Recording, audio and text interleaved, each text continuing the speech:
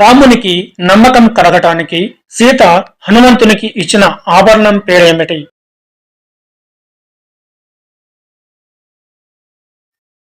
చూడామణి.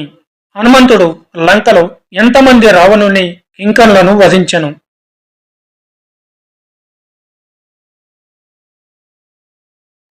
80,000 మందిని. హనుమంతుడు ఎవరి అస్త్రముచే బంధింపబడి రావణుని వద్దకు పోయెను?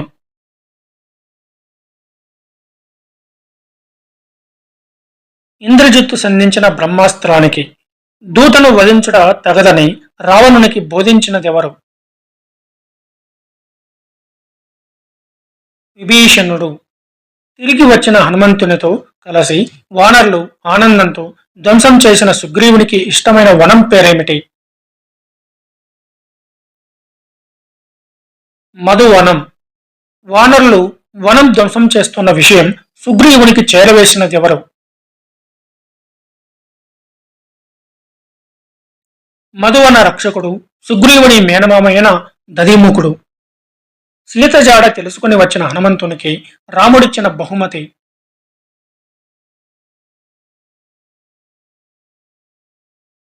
ఆలింగన సౌభాగ్యం.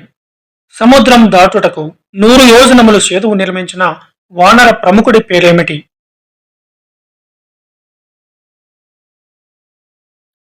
నీలుడు.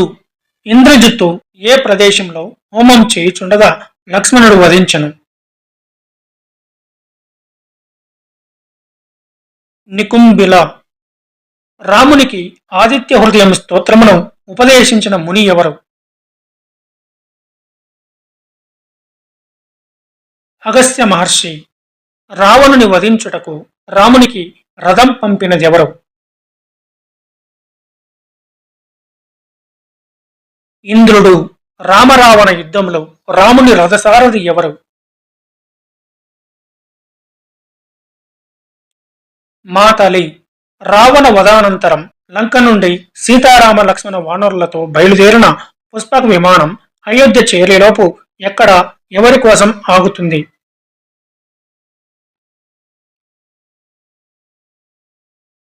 కిష్కింధలో వానరుల భార్యలు కూడా పుష్పక విమానంలో ఎక్కడం కోసం. గుహునకు భరతునికి తన రాకను తెలియజేయటకు శ్రీరాముడు ఎవరిని ముందుగా పంపెను? హనుమంతుని.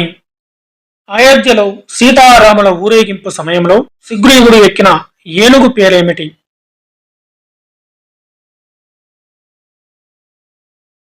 శత్రుంజయం. శ్రీరాముడు అయోధ్యలో సుగ్రీవునికి అతిథి గృహంగా ఎవరి భవనమునిచ్చెను?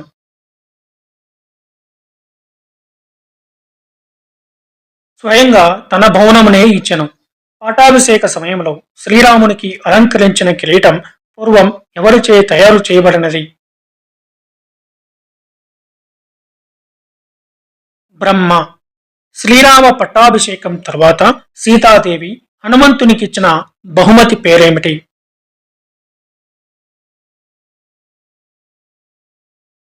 తన మెడలోని ముత్యాల హారం.